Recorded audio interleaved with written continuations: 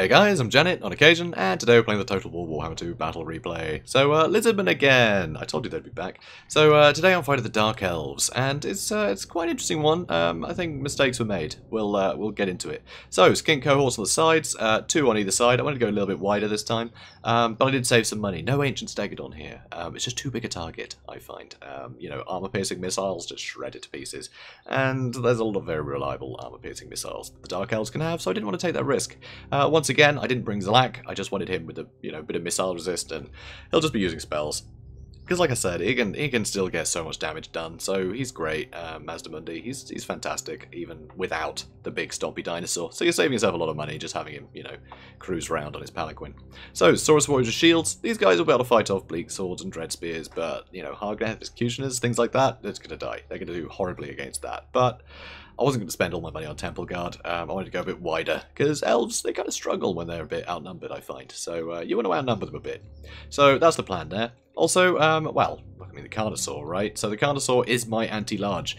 I probably could have swapped out a couple of these Saurus Warriors for Saurus Warriors with spears. They're the exact same cost, so, I don't have to sort of save money anywhere to do that. So that would have been probably useful. But anyway, this is my anti-large option. So I was thinking, a dragon lands, he'll get eaten by a Carnosaur. That's kind of the plan. Cauldron of Blood, anything like that. Death Hags on an altar. There's a few big things that you want to deal with a Feral Carnosaur, I think. So he's pretty useful, and isn't he cute, wiggling around? Also, I mean, are there many jewelers, like dinosaur jewelers, out in the wild? He's supposed to be a Feral Carnosaur, but, I mean, I don't know, he's a bit pampered, isn't he? Anyway, whatever, I'm not going to question it. So, I do have these 2 Skink Chiefs as well. These guys are great at harassing spellcasters. I love that. Then once they're done with the spellcast, they can harass lords. Or, if you want anything slowed down, just use the poison, from their attacks to slow stuff down, keep stuff poisoned. It's really useful. I think these guys are great.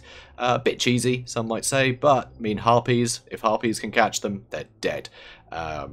Armor-piercing missiles, if you keep them, well, I mean, the armor-piercing doesn't matter too much. They've only got 30 armor, but still, there tends to be a lot of missiles at play, so you can shoot them out of the sky pretty easily, with the Dark Elves usually. So they're not, they're not invincible. They're not invincible, and they do shoot very slowly, so if you're able to just wrap up the front line and kill everything nice and quickly, these guys aren't going to last, so it doesn't really matter, I guess. So there are ways around it. I wouldn't say this is totally cheesy, like a lot of people say, but they're definitely a nuisance, and I think that's the main thing. But I'd say they're, they're fine. So, also, last but not least, I have Pterodon Riders with Fire Leech Bowlers, and another 2 over there. So these guys are going to be great. As you can see, this front line is all I could see initially. So Sister Slaughter, they will just kill any infantry I throw at them. Really easily, they will just cleave through them. They're deadly as hell. So really got to watch out for these guys, but they're going to be very weak to missile fire. And also I have some more missile fire. I have skirmishers too, I forgot to mention them. Just skirmishers, not chameleons. But anyway, these guys will be very, very vulnerable to things like the Pterodon Riders just throwing bowlers at them. So hopefully I can whittle them down nice and early. He's also got some dread spears. So, cheap anti-large, pretty handy, very defensive, which is nice. And then he has the Blades of the Blood Queen, which will be able to murder anything they touch. Yeah, not ideal. And then in the back, he actually has a Supreme Sorceress of Dark Magic hanging out in the back. Always a bit of a worry, but at least it's Supreme Sorceress, a little bit squishy, so maybe my Skink Chiefs can, do some work, because Supreme Sorceresses are brought quite often nowadays, so, that bodes well. But Knights of the Ebon Claw, these guys are terrifying, actually they're not anti-large, but load of armor piercing, they don't rampage, and just great combat stats, so these guys are very scary. And I wasn't expecting any cav, because frankly, Blood Knights, they weren't really popular the last time we played Lizardmen, but actually they're pretty damn good. So we've got 2 units of Cold War Knights. These guys are anti-large. No, yes they are. They're anti-large and armor-piercing. Great for killing dinosaurs. And also, honestly, skinks just out of the mass to stand up to a charge from these guys. So it's rough. A couple of Dart Riders as well, used to try and chase down my skink cohorts and things. So, pretty cool. Pretty cool all round. So I'm going to start getting some damage into Sister Slaughter in the background. These Dark Riders have taken quite a lot of damage just from the small amount of skirmisher fire and the Skink Chiefs.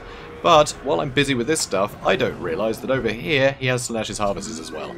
These guys are fantastic, they can outrun just about anything, but very little armour, so they're very weak to missile fire. So hopefully I can take advantage of that. So Dark Riders are really committed here. I'm trying to chase him down with a Feral Carnosaur. There goes that Soul Stealer on top of him, which is a bit of a pity, but honestly I think he could have waited for a better opportunity to use that from the Slash's Harvesters. But then he is charging headlong into all of this stuff, so that will give him some health back. But still, I think he could have used a better time for that. But he's really bogging down my skinks here, so they're not able to shoot at him very well. I do have my skink chiefs going to be shooting these guys. And here, this is a bit mistimed, so I'm having Lord Mazdamundi come over here, and I'm going to net them. Using the net of Amantog, but honestly I should have waited. I should have waited a little bit. Because, yeah, like, the net will run out before I wipe out the unit. I'm hoping to wipe out the unit. I don't want these guys coming back. Word of Pain is just too useful. They have 2 charges of that at their disposal. And they're so quick and scary. I don't want to mess with them. You know, I want them wiped out. I don't want them coming back. But I used the net too early, definitely. I should have used it as they were trying to retreat.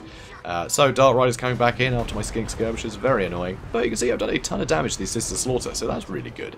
But Knights of the Ebon Claw, they'll be able to just bowl over these skink cohorts with no problem. These Blades of the Blood Queen, they'll be able to just massacre all the Saurus Warriors with almost no problem. I tried to get some surrounds going, but actually, as I split off the skink cohort, he decided to go for this unit with the Knights and let the Sisters of Slaughter chase that one down, so none of that's really worked out well for me. Over here, you can see, basically everything died here. He used the Black Horror, you know, that bound spell for the Supreme Sorceresses. Luckily, because I came in at an angle, he hasn't really been able to hit anything apart from those 2 units. So that was a pretty even trade. If anything, I came off better in that fight. So interesting.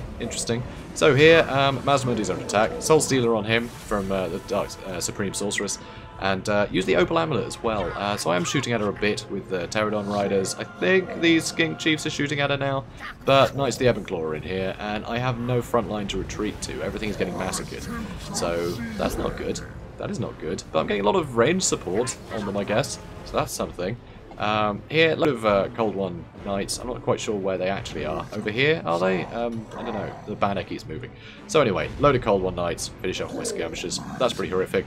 Dark Rider's still coming back in. My Carnosaur has managed to fight off this one unit of Cold One Knights. But ideally, I would have wanted him supporting Mazdamundi. But of course, he rampaged. So, I mean, yeah, I might be able to get rid of that unit. So that's something. But yeah, that Carnosaur's kind of lost its utility a bit. So, yeah, well worth just ruining the that unit of Cold One Knights for my opponent there. Just bogging him down and making him rampage. Well worth the effort, especially when this is going on.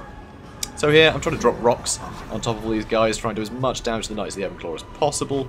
And here, I'm not sure if I've done it yet. I can't remember. Oh yeah, I must have done. So yeah, I actually used Arcane Unforging on the Supreme Sorceress to stop her using any spells for 30 seconds and to do a ton of damage. I was hoping to kill her nice and quickly, and I was hoping that with all the constant fire on the Knights, they'd break. But really, I probably could have just used a Apotheosis on Lord Mazdamundi to try and keep him in the fight longer. I think that would have probably been more beneficial. And then I might have been able to kill everything in time with all this, you know, insane amount of fire. But of course, very healthy unit of Cold One Knights now coming in. Oh dear, oh dear, oh dear. Over here, Carnosaur, he's fighting off all this stuff, so the rest of the cavalry is fighting the Carnosaur, and he's doing a fine job of chewing through a lot of them. So, you know, the Carnosaur's keeping a lot of stuff busy, but he's going to get taken out, unfortunately, so a bit of a pity. Those Blades of the Blood Queen with their armor piercing, although they're not anti-large, they will do a ton of damage to the feral Carnosaur, because they've just got great combat stats. So here, Mazdamundi is running away. I've used a Cold-Blooded on him, which I think actually does wear out just in time, so he doesn't get charged with Cold-Blooded. There we go. So he's barely got any health. That didn't do as much as I'd like. Oof. Anyway, these Cold One Knights have Rampage, which is good, but the Knights of the Ebon Claw, you can't Rampage them. That's a beautiful thing with the Regiment of Renown. You cannot Rampage these guys. So, normally, all that sustained fire, they'd Rampage, Mazdamundi would run away, and I could just throw some Pterodon Riders into melee to stop them. Can't do that with these. Cannot do that. So, it looks like they're going to finish off Mazdamundi here, unfortunately. So, yep. There he goes. There he goes. But I did kill the Supreme Sorceress over here. Skink Chiefs chased her down and killed her. So that's something, you know, that's something. Though probably I should have played it more safe and had the Skink Chief over here trying to help deal with the Knights of the Ebon Claw and left the Sorceress to it, because she has no way of healing up apart from Soul Stealer, and that's expensive. So I should have just killed her afterwards. I should have saved Mazdamundi. He could use Apotheosis on himself. He could use another use of Cold-Blooded on him. You know, I could have healed him back up, and he would have had a really super damaged Lord. But no, I went for the kill instead, which is a bit risky. So I do have units coming back, of course, so Pterodon Riser coming back, the Feral Carnosaur will as well, and it's such a long trip, I'll be able to use a Cold-Blooded on him, and by the time he gets, you know, to the fight again, he'll be fine. There won't be the debuffs from Cold-Blooded. So I have managed to get rid of the Knights of the Ebon Claw, finally, and luckily I have a lot of skirmishers left, because he didn't really have a solution to my, like, flying contingent. He completely demolished my front line. Nothing I could do about that, but luckily he didn't really have an answer to anything in the sky.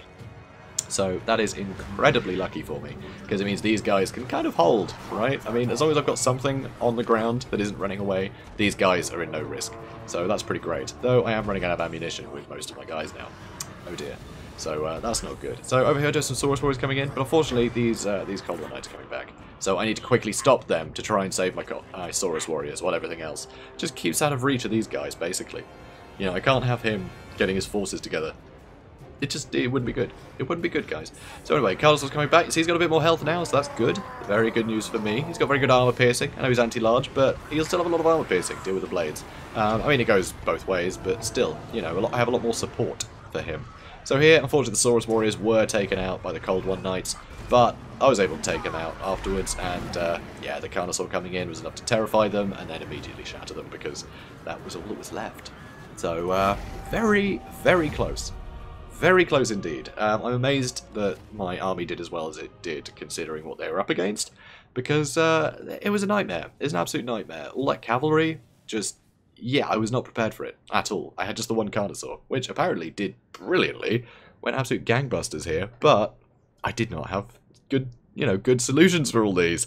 It was pretty painful. You can see the one that fought the Carnosaur to basically extinction. Get it? It's a dinosaur joke. Anyway, but this one was just going up and down the line.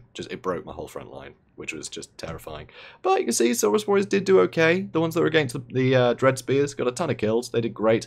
But anything like this unit, I'm pretty sure was the one that was fighting the Blades of the Blood Queen. So you can really see the difference in tiers of infantry there quite clearly.